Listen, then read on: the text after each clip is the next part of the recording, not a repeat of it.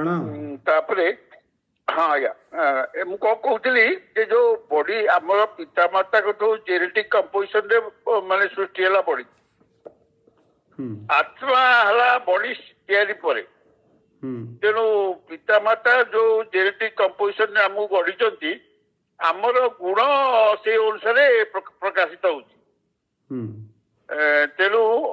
ଆତ୍ମାର ଏଠି ଭୂମିକା କଣ? ଆପଣ ଜାଣିଛନ୍ତି ଆମର जो देवता माने ଯେତେବେଳେ ଆହୁତି ପ୍ରଦାନ କରିଥିଲେ ପ୍ରଥମେ ଯଜ୍ଞରେ ସେତେବେଳେ ଆମର ମାନେ ବାଦଲ ହୋଇ ମେଘ ବର୍ଷା ହେଇଥିଲା ଏବଂ ଯେତେବେଳେ ପ୍ରଜନ୍ୟ ଆସିଥିଲା ସେତେବେଳେ କ'ଣ ହେଲା ନା ଆମର ଅନ୍ନ ଉତ୍ପନ୍ନ ହେଇଥିଲା ଆଉ ଦେବତା ମାନେ ଯେତେବେଳେ ସୋମରସ ପାନ କଲା ପରେ ଯେତେବେଳେ ସେମାନେ ତାର ସେ ଚରୁରେ ସେମାନେ ଆହୁତି ପ୍ରଦାନ କଲେ ସେତେବେଳେ ସେଇଥିରୁ ମାନେ ଆମର ବର୍ଷା ହେଇ ଅନ୍ନ ଉତ୍ପନ୍ନ ହେଇଥିଲା। ଅନ୍ନ ଉତ୍ପନ୍ନ ହେଲା ପରେ ସେ ଅନ୍ନକୁ ଯେଉଁମାନେ ଭକ୍ଷଣ କଲେ ତାଙ୍କ ଶରୀର ଭିତରେ ସିଏ ମାନେ ଏଇ ଯେଉଁ ବୀର୍ଯ୍ୟ ରୂପରେ ସେ ପ୍ରକାଶିତ ହେଲା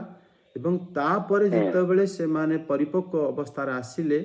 ସେତେବେଳେ ମଧ୍ୟ ଗୋଟେ ପ୍ରକାର ଯଜ୍ଞ ମାନେ ଆହୁତି ହେଇଥିଲା। ସେତେବେଳେ ଆମ୍ଭେ ମାନେ ମାନେ ବାପାଙ୍କ ମାନେ ବୀର୍ଯ୍ୟରୁ ଆମେ ମାତାର ଗର୍ଭକୁ ପଦାର୍ପଣ କରି ଦିଅନ୍ତି। ଏଠି ଯେଉଁ ସୋମରସ ଦେବତା ମାନେ ପାନ କରୁଥିଲେ ଉପନିଷଦ ଅନୁସାରେ ସେଟା ଜୀବମାନଙ୍କର ରସ ଥିଲା। ସେଥିରେ ଜୀବାତ୍ମା ମାନେ ବାସ କରୁଥିଲେ ଏବଂ ସେହି ଜୀବାତ୍ମା ମାନଙ୍କର ଆହୁତି ଯେତେବେଳେ ହେଲା ସେ ଜୀବାତ୍ମା ମାନେ ବାଦଲରେ ରହି ବର୍ଷା ମାଧ୍ୟମରେ ସେ ପୁଣି ଅନ୍ନକୁ ଆସି ଅନ୍ନ ମାଧ୍ୟମରେ ପୁରୁଷ ଶରୀରରେ ଏବଂ ସ୍ତ୍ରୀ ଶରୀରରେ ପ୍ରବେଶ କରି ତା ଭିତରେ ସେ ଜୀବାତ୍ମା ପ୍ରବେଶ କଲା ପରେ ପୁଣି ସିଏ ମାନେ ଆମର ଯେଉଁ ଗୋଟେ ଶିଶୁ ରୂପରେ ମା ଗର୍ଭରେ ପରିଣତ ହେଇଯାଇଥାଏ। ଆପଣ ଯେଉଁ ଜେନେଟିକ୍ ମେଟେରିଆଲ କଥା କହିଲେ ଜିନ୍ରେ ଆପଣ ଜାଣିଛନ୍ତି ଗୋଟେ ଆମର ସେଲ୍ ଭିତରେ ଗୋଟେ ମାଇଟୋକଣ୍ଡ୍ରିଆ ଥାଏ ଯେ କି ଇଣ୍ଡିପେଣ୍ଡେଣ୍ଟ। ସେ ଇଣ୍ଡିପେଣ୍ଡେଣ୍ଟ ତା ଭିତରେ ସେ ଗୁଣ ଆସିଲା କୋଉଠୁ? ସେ ଗୁଣ ବାସ୍ତବରେ ଜୀବ ଆତ୍ମା ସେ ଜାଗାରେ ବାସ କରେ। ଏପରିକି ଆମ ଶରୀରରେ ଯେତେ ସେଲ୍ ଅଛନ୍ତି ସବୁ ସେ ଆମର ଶରୀର ଭିତରେ ଅସଂଖ୍ୟ ସେଲ୍ ଅଛନ୍ତି ସେ ସମସ୍ତ ସେଲ୍ ମାଇଟୋକଣ୍ଡ୍ରିଆରେ ଆପଣ ଦେଖିବେ ଯେଉଁ ଇଣ୍ଡିପେଣ୍ଡେଣ୍ଟନେସ୍ ତାଙ୍କର ରହିଛି ସେ ସେଲ୍କୁ ନିଜେ ତିଆରି କରିବେ ନିଜେ ସବୁକିଛି ମାନେ ତାର ବହନ କରିବେ ପାୱାର ସପ୍ଲାଏ କରିବେ। ସେ ଗୁଣ ତା ପାଖରେ ଆସିଲା କାରଣ ସେ ଜାଗାରେ ଜୀବାତ୍ମା ବାସ କରିଥାଏ। ତେଣୁ ଆମର ଶରୀରରେ ଗୋଟିଏ ମୁଖ୍ୟ ଜୀବାତ୍ମା ଯେ କି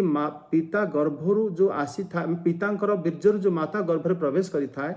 କେବଳ ଗୋଟିଏ ଆପଣ ପଢ଼ିଥିବେ ଆମର ବାୟୋଲୋଜିରେ ସେଥିରୁ କେବଳ ଗୋଟିଏ ସେଲ୍ ଯୋଉଟା ଆକ୍ଟିଭ ହେଇଯାଏ ବାକି ସମସ୍ତେ ମରିଯାଆନ୍ତି। ସିଏ ହେଲେ ଆମେ। ତାପରେ ସେ ସେଲ୍ ଯେତେବେଳେ ଜୀବିତ ହୁଏ ବାକି ପୁଣି ଆମର ଖାଦ୍ୟ ପଦାର୍ଥରୁ ଅନ୍ୟାନ୍ୟ ସେଲ୍ ମାନଙ୍କୁ ସେଟା ସେ ଜାଗାକୁ ଆଣି ତାପରେ ସେ ସେଲ୍ ଡିଭିଜନ ମଧ୍ୟ କରିଥାଏ। ସେଲ୍ ଡିଭିଜନ କରିସାରିଲା ପରେ ପୁଣି ଆହୁରି ଅନ୍ୟାନ୍ୟ ସେଲ୍କୁ ତିଆରି କରି ଚାଲେ ଏବଂ ଯେତେବେଳେ ତିଆରି କରେ ଇଏ ଗୁଣ ତା ଭିତରେ ଆସି ଯାଇଥାଏ। ତାପରେ ଆମର ଶରୀର ଯେତେବେଳେ ବୃଦ୍ଧି ଲାଭ କରେ ତାପରେ ଆମେ ସେତେବେଳେ ପୁଣି ଧୀରେ ଧୀରେ ବଡ଼ ହୁଅନ୍ତି ପୁଣି ଆମେ ଜନ୍ମ ଲାଭ କରିଥାନ୍ତି। ପୁଣି ଏଠି ଆଉ ଗୋଟେ ପ୍ରଶ୍ନ ଆସେ କି ଆମ ମଧ୍ୟରେ ଗୁଣ ସବୁ ଆସିଲା କୋଉଠୁ? ଏ ଗୁଣ ଯୋଉଟା ଏଟା ମାନେ ଆମର ଏବେ ଯେମିତି ଆମେ ଚର୍ଚ୍ଚା କଲେ କି ଶରୀର କେମିତି ଆସିଲା ମାନେ ଆମର ଜୀବାତ୍ମା କେମିତି ପ୍ରବେଶ କଲା ଏ ତ ବୁଝି ହେଇଗଲା। ବାକି ଗୁଣର ଯୋଉ ମାନେ ପ୍ରବୃତ୍ତି ଇଏ ଆମର ସେ ଶରୀରରୁ ସେ ଫଲ ନ ହେଇକି ସେ ଶରୀର ପ୍ରାପ୍ତି ପୂର୍ବରୁ ସେ ଆମ ସହିତ ସେ ଅଛି। ମାନେ ଆମେ ମାନେ କୌଣସି ବିଶେଷ ମାନେ ଧାନ କିଆରୀରେ ଗୋଟେ ଧାନ ଭିତରେ ଆମେ ପ୍ରବେଶ କଲେ ଏବଂ ସେ ଧାନକୁ ଜଣେ ବିଶିଷ୍ଟ ବ୍ୟକ୍ତି ତାକୁ ଖାଇଲା ଏବଂ ସେ ଧାନକୁ କେହି ଗାଈ ମଧ୍ୟ ଖାଇଲା ସେ ଧାନକୁ ମଧ୍ୟ କେଉଁ ଜାଗାରେ ନଷ୍ଟ ବି ହେଇଗଲା ଇତ୍ୟାଦି ଯେଉଁ ପ୍ରଶ୍ନ ଆମ ଭିତରେ ଥାଏ ଏକୁ ପ୍ରକୃତି ମାତା ସଂଗଠିତ କରାଇ ଆମର ପୂର୍ବ ଜନ୍ମର କର୍ମ ଅନୁସାରେ କୌଣସି ଏକ ବିଶେଷ ଘର ବା ବିଶେଷ ବ୍ରାହ୍ମଣ ବ୍ୟକ୍ତି ବା ଶୂଦ୍ର ବ୍ୟକ୍ତି ବା କ୍ଷତ୍ରିୟ ବ୍ୟକ୍ତି ବା ବୈଶ୍ୟ ବ୍ୟକ୍ତିର ସେ ଯେତେବେଳେ ଯୁବା ଅବସ୍ଥା ଥିଲେ ସେତେବେଳେ ସିଏ ତାକୁ ଭକ୍ଷଣ କଲେ ଏବଂ ତାପରେ ଉପଯୁକ୍ତ ସମୟରେ ଯେତେବେଳେ ସେ ବିବାହ କଲେ ସେ ବୀର୍ଯ୍ୟ ମାଧ୍ୟମରେ ଆମେ आमर माने माँ को गर्भ को आम प्रवेश कले ये बहुत बड़ माने जोटा कहते बाई चांस आमे जन्म हो जाती एवं मैक्सिमम जीव जन्म हो पारती नाही। तेणु जेतेबेले आमे भक्ति साधना करी जेतेबेले मुक्त हुअंती सेतेबेले केवल आमे मुक्त हुअंती नाही आम शरीर रे जेते जीवात्मा रही थांती आम सहित आपण देखंतु आमर चुट्टी आमर नख आमर रोम मध्य भी असंख्य जीवात्मा वास करि थांती कारण से माने न रहिले आम शरीर वृद्धि लाभ करि पारिबो नाही। हाँ आ से माने समस्तंकर माने मुक्ति लाभ होई थाए एवं सेति पई बड़ भाग्य रे ही मनीष भरी माने भजन एवं भक्ति करि थाए एवं एथिरे आमे उपनिषद रे केबेले हमर भागवतर जदि आगो को कोनसी विषय आसीबो किंबा प्रहलाद महाराज शिक्षा संबंध जेतले आसीबो सप्तम स्कंद रे सेतेबेले आमे ए विषय रे आहुरी भल भाव रे चर्चा करिवा कि आमे जन्म हेले केमिति एवं एभली भाव रे हमर स्वभाव एवं जन्म बाय चांस होई न थाए ताकू सुनियोजित ढंग रे प्रकृति माता हमको कराई थाए ना यदि आमे जेनेटिक माध्यम गुण को परिवर्तन कर पारछु बर्तमान कारण धान जो प्रथम सृष्टि है बर्तमान आमे 24 लाख प्रकार धान करूँ तेणु गुण को परिवर्तन करुचु आमे मनीष तेणु भगवान धरतु आमे गोटे गोटे धान तेणु भगवान आम गुण को परिवर्तन करके मते सुदर्शन कर आपण को गौरहरि प्रभु कर कि क्या कौन कर माता कर तेणु भगवान गुण को केवल भगवान ही परिवर्तन करें आउ कहीं करें माने मनीष हाँ मनीष जमीती आपण कहते धान को आपण हाइब्रिड करी बा आंब को हाइब्रिड करी अन्य अन्य फल रूप में आपण परिवर्तन कले आपण देखंतु ए जो बुद्धि आपण पाखरे आसीला बा से माने सजातीय होइथिबारु सजातीय माने आंब आउ गोटे आंब सहित माने मेल खाई पारे माने जेमिति आंबर जने पुरुष एवं आउ गोटे स्त्री एवं तांको सहित से माने सजातीय होइथिबारु संतान मानकु रूप रंग परिवर्तन करा जाई पारे किंतु तांकर संस्कार रे आपण परिवर्तन करि पारिबे नाही। संस्कार जेमिति एबे हम चर्चा करूथिले जने बालक जन्म हेला परे सी ताकू कहीं शिखे नांती किंतु सी माँ क्षीर केमिति माने पिया जाए से शिखिकी आसी थाए। आपण कहतु आपण गोटे माने गोरी आमर विदेशी स्त्री सहित आमर गोटे भारतीय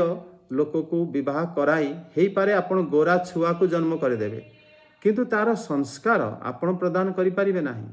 सी जन्म हेला परे जेतल धीरे धीरे बढ़िबो ताकू सबु आडे केवल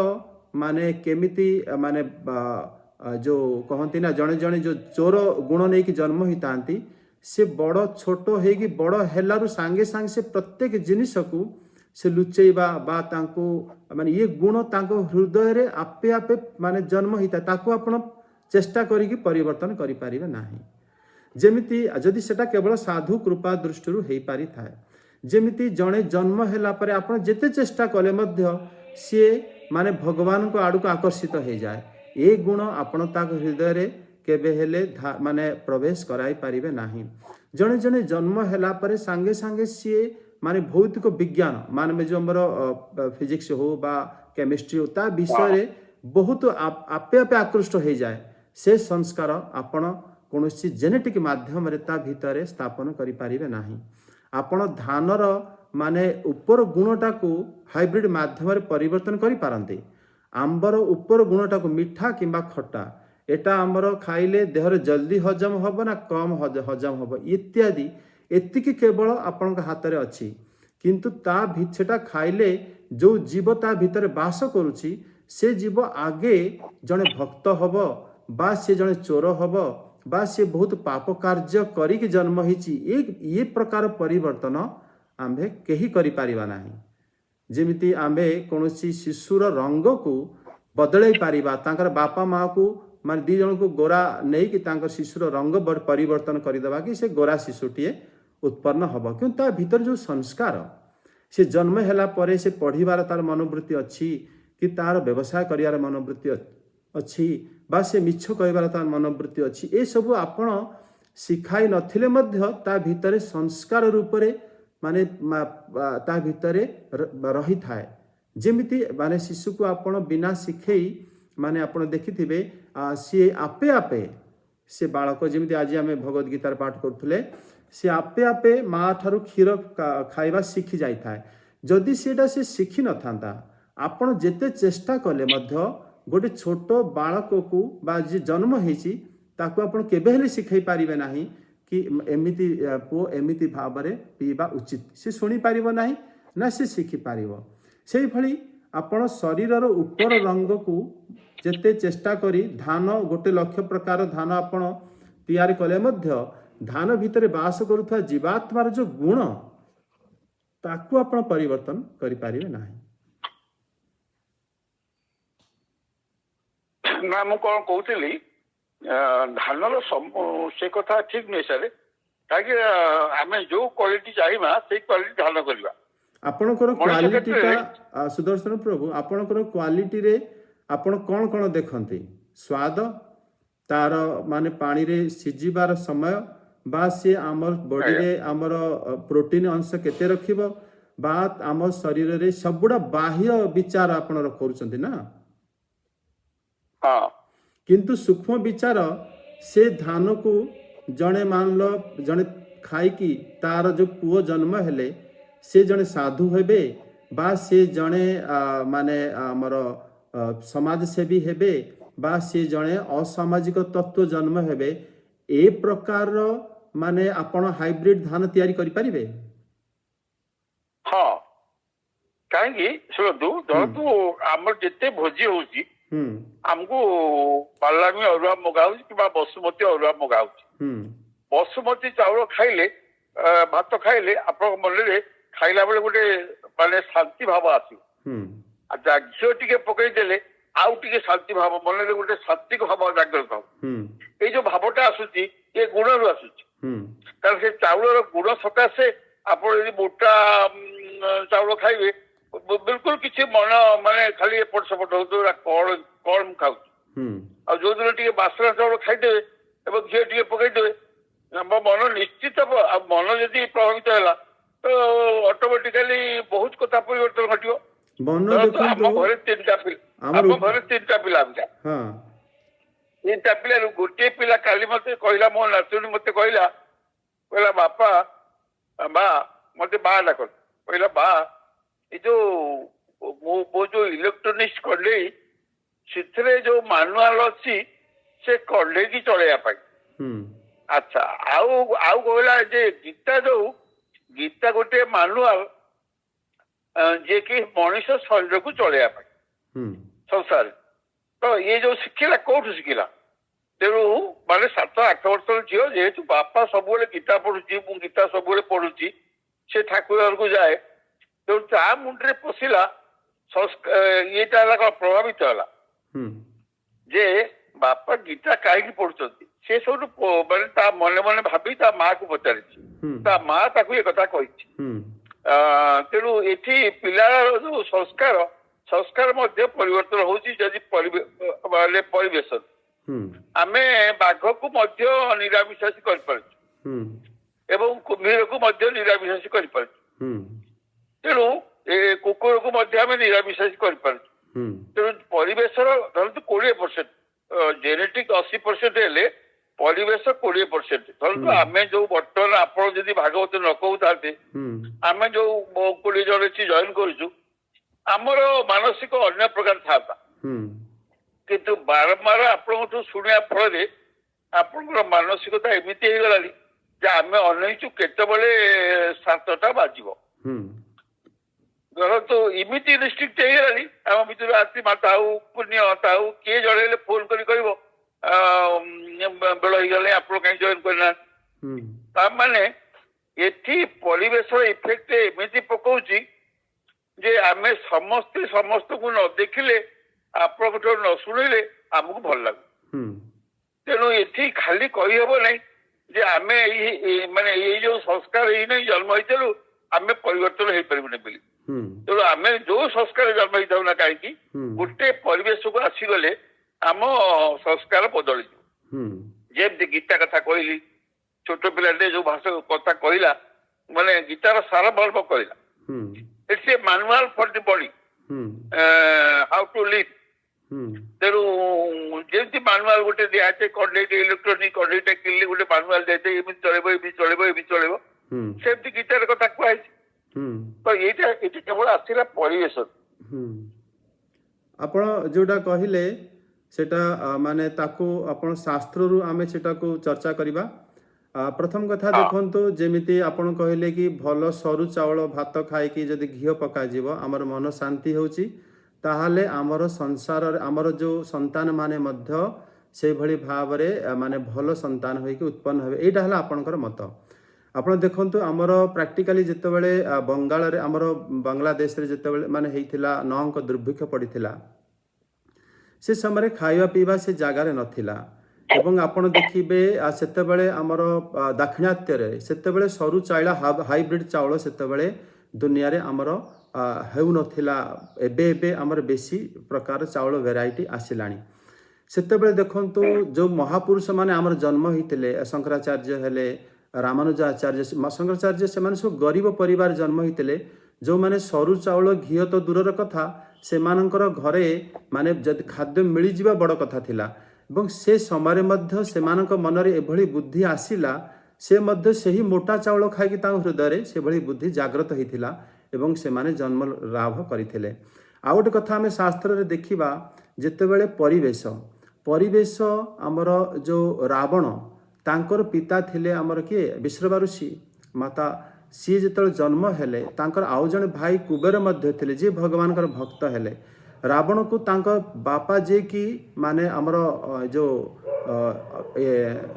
पुलस्त ऋषिंकर पुत्र से नाती माने ब्रह्मांकर नाती थिले तांक बापा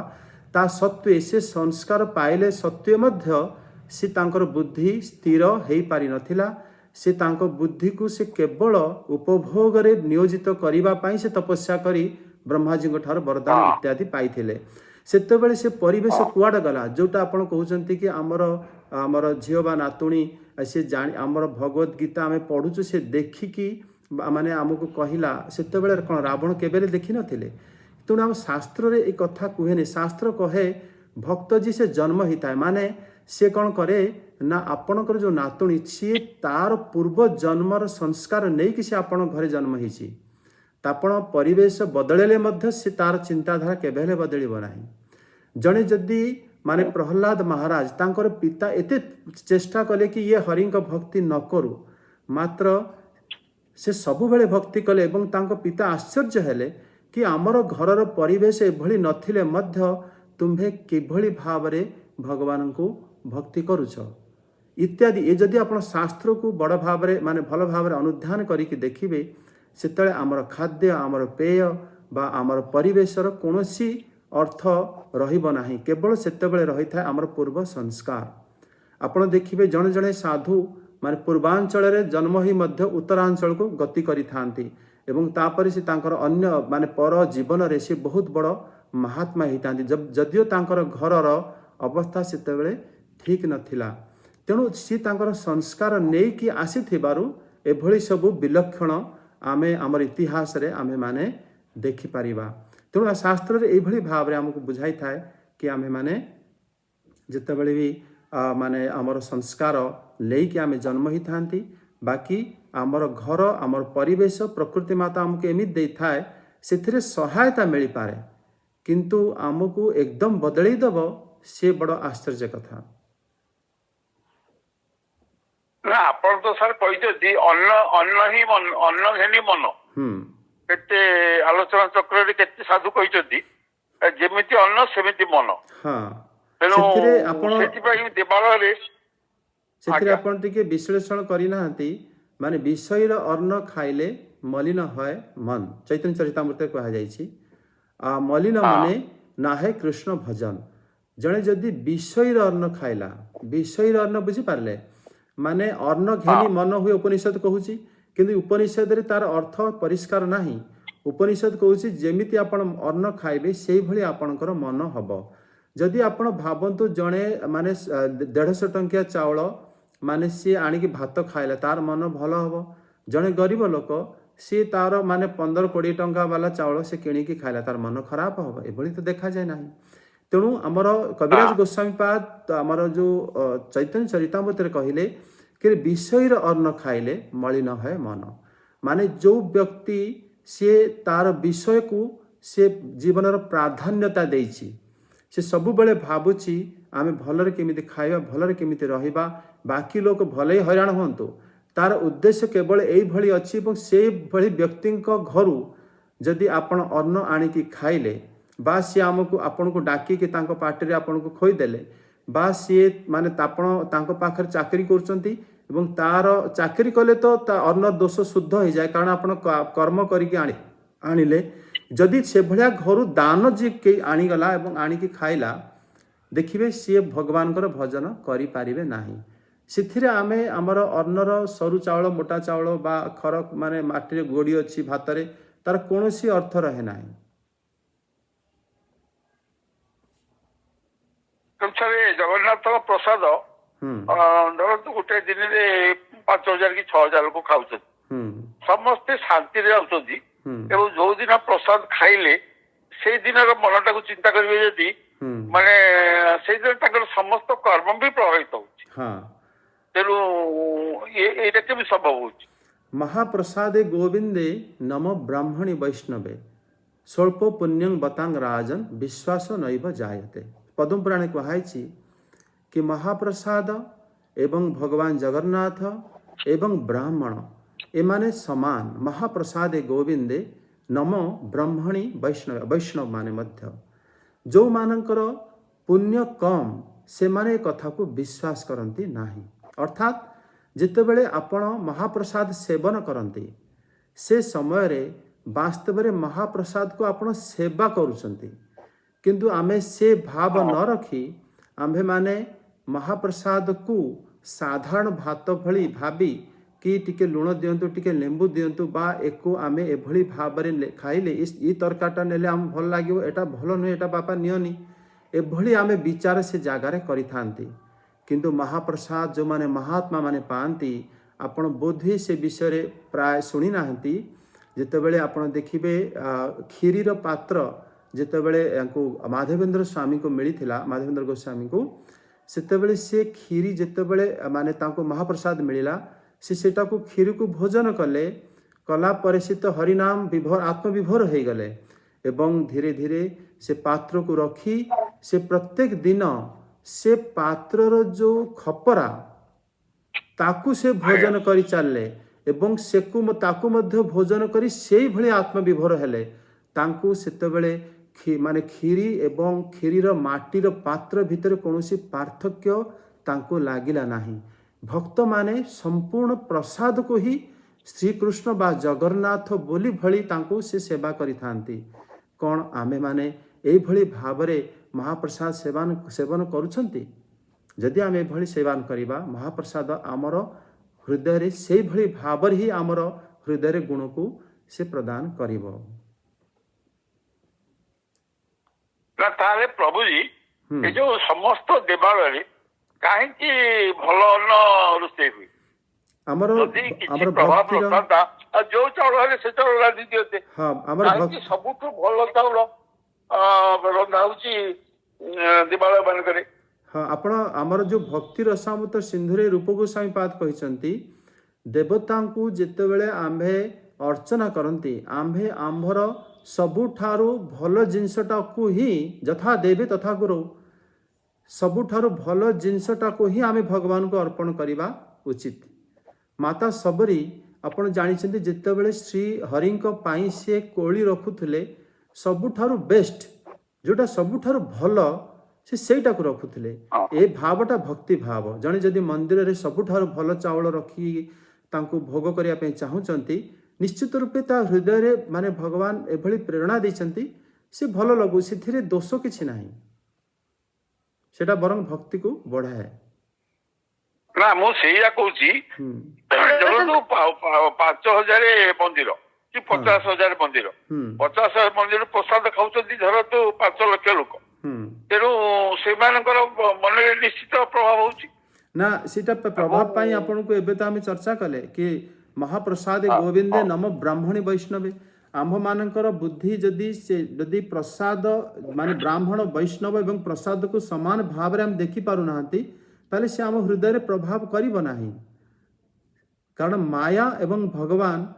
दुई जन जाक गोटी जगह थांती जदि आपण भगवान को आड़ करदेले आपण माया को ग्रहण कर नहीं गले एवं माया आपण सहित आसीगले सी आपण शरीर भीतर प्रवेश करिगले सी आपण को भल गुण केमती देबे आज्ञा हरे कृष्ण आज्ञा हरे कृष्ण जय जगन्नाथ आपण भल सुंदर महाराज दंडवत प्रणाम महाराज दंडवत प्रणाम दंडवत जो संस्कार कहउचंदी आपण संस्कार विषय टे कहते संस्कार कौन पूर्व जन्म जो संस्कार कहउचंदी तापर जो कहले माने एठी पुरुषर बीर्जटा प्राधान्य दिया है पुरुष माने से जो बीर्जटा आसुची से जो संस्कारटा जोगु ही ता भीतर से भली बीर्ज आसुची से जो संस्कारटा केमिति होउची भल संस्कारटा केमिति होउची प्रसाद महाप्रसाद पाइले भगवान को नाम कले भगवान को गुण कीर्तन कले भगवान को सेवा कले भगवान को ग्रंथ पाठ कले प्रचार प्रसार कले एकदम ही संस्कार तो है ना को माध्यम रे से जो संस्कार आसे बीर्ज रूप रे सेटा के गोटे मिनट को हाँ माता जी जेमिति आपण प्रथमे कहिले कि माने पुरुषर बीर्ज को एठी प्राधान्य दिया जायछि एया तार लक्षण नुह बा उत्तर नुह एठी दुई जनकर माने मातार भी जितेबले मातांकर रज इत्यादि माने बीर्ज सहित मिलन हवा पई सी मध्य अन्नरु उत्पन्न होई थाए एवं अन्नरु दुई जन जदि एकुटिया जणे उत्पन्न करि पारि थांता ताले मातांकर सहायता नबार आवश्यकता रहंता नाही किंतु माने एथिरे दुई जनकर माने हमर रहिले मध्य केवल गोटिए सेल जेमिति हमर एठी सुदर्शन प्रभु के सहित हम कथा होतले सेतेबेले कहा जायछि कि माने गोटिए माने सेल सेथिरे केवल एक्टिव हेई थाए माने फर्टिलाइजेशन परे सेटा आमे माने बुझी पारले तेणु एथिरे आमे केवल कहि परिबा नै कि केवल पितांकर ही माने गुण आसी थाए मातांकर गुण मध्य तांका भीतर प्रभावित हेई थाए कारण आपण देखिए प्रियव्रत महाराजंकर जणे पुत्र थिले आमर भागवत पंचम स्कंद रे आसीबो सेतेबेले सी माने राज्य प्रति अत्यधिक आसक्त माने धन प्रति ही जाइथिले सेतेबेले व्याख्या लेखा जाइछि कि माने प्रियव्रत महाराजंकर पत्नी जे थिले तांकर गुण ता भीतर प्रवेश करिथिला अर्थ शास्त्र एभली मध्य प्रमाण मिलुछि मांकर गुण भी छुआंक ठारे देखा जाई थाए द्वितीय कथा जो संस्कार आपण कहिले कि ये आसे कोठू जेमिति ए जगत रे ए समय रे आम्भे माने बहुत मन ध्यान देई श्रीमद् भागवतम को माने आमे बुझिया पई चेष्टा करू जेतेबेले आमे बुझंती सेतेबेले आम शरीरर परिवर्तन आमर बुद्धिर परिवर्तन हेई थाए तापरे आम्भे जदि परिपक्व हे गले ताले ए जन्म रे आमे उद्धार हे जानती जदि न हे कि पुणे तले आमे जन्म नियंती आमे जो जागा रे भी जन्म नियंती से जागा पाई आम्भे मानन को कुहाजो कि संस्कार नै कि जन्म हे गला कारण भगवत गीता रे मध्य श्री भगवान ए विषय कहिसंती कि जेतेबेले माने जोगी भ्रष्ट हे जाए तापरे माने सी जेतले आउ गोटे जन्म नहीं थाए सी माने बेले बेले देखा जाए कि सी धनी परिवार जन्म निये नले से भक्त परिवार रे जन्म नहीं थाए ये सब संस्कार जदि श्री कृष्ण भगवत गीता रे कहिसंती ता अर्थ शास्त्र रे मध्य आमे प्रमाण देखुचंती तेणु आम्भे माने जेतले कोनोसी जागा रे आम्भे माने ए जीवन रे भक्ति अभ्यास करी आम्भे माने पुन जेतले जन्म नियंती सेतेबेले जेतेबेले आमे जन्म नौ आमे माने छोट अवस्थार मध्य श्री कृष्ण के प्रति आकृष्ट हो जाती तेणु कहा जाए कि ये संस्कार नहीं कि जन्म होती संस्कार आमर ए जन्मर अंडरस्टैंडिंग ए जन्मर आम्भे माने आपण जानिचंती लोक माने जेतेबेले जॉब करंती बा कोनोसी जागार एते तल्लीन हो जाती तांकर बुद्धि पर्यंत माने तांकर माने बुद्धि अहंकार चेतना पर्यंत तांकर कार्य को से माने बहुत आत्मसात करि नहीं थांती से अकाउंटेंट हे थांतु बा से आईएएस ऑफिसर हे थांतु बा से साइंटिस्ट हे थांतु बा से टीचर हे थांतु जितेबेले तांकर हृदय पूरा सेथिरे तल्लीनता लाभ करि थाए से जितेबेले रिटायर्ड हैला परे मध्य ताकू चिंता करि थांती एवं से संस्कार तांको हृदय रे रही थाए पर जन्म रे ताहार विलक्षण मध्य परिलक्षित हेई थाए शास्त्र रे मध्य एभली उदाहरण आपण माने निश्चित देखिवा को आपण पाइबे जितेबेले आपणकर कर्तव्य आपण जितेबेले आमर जेमिति परीक्षित महाराज युधिष्ठिर महाराज ଏବଂ ଅର୍ଜୁନ ଦେବ ଯେତେବେଳେ ସେମାନେ ରାଜନୀତି କରୁଥିଲେ ସେମାନେ ସବୁ କିଛି କରି ମଧ୍ୟ ସବୁବେଳେ ଗୁରୁଙ୍କର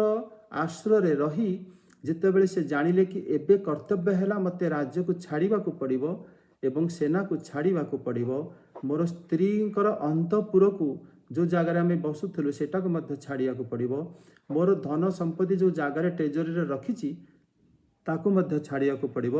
ମୋର ସନ୍ତାନ ସନ୍ତତି ଏବଂ ମୋର ବିଲ ବାଡ଼ି ଘର ସମ୍ପତ୍ତି ସବୁକିଛି ବାହନ ଗାଡ଼ି ସବୁକିଛି ଛାଡ଼ିବାକୁ ପଡ଼ିବ, ମୋର ଏତେ ଯେଉଁ ପୋଷାକ ମୁଁ କିଣିଥିଲି ତାକୁ ମଧ୍ୟ ଛାଡ଼ିବାକୁ ପଡ଼ିବ।